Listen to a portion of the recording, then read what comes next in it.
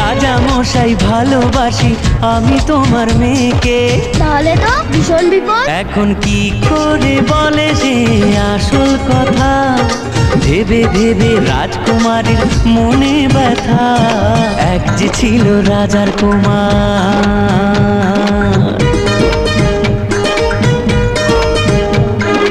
ওদিকে সে অন্য দেশে রাজার কুমার এসে বিয়ের কথা বলতে এলো হবু জামাই বেশে।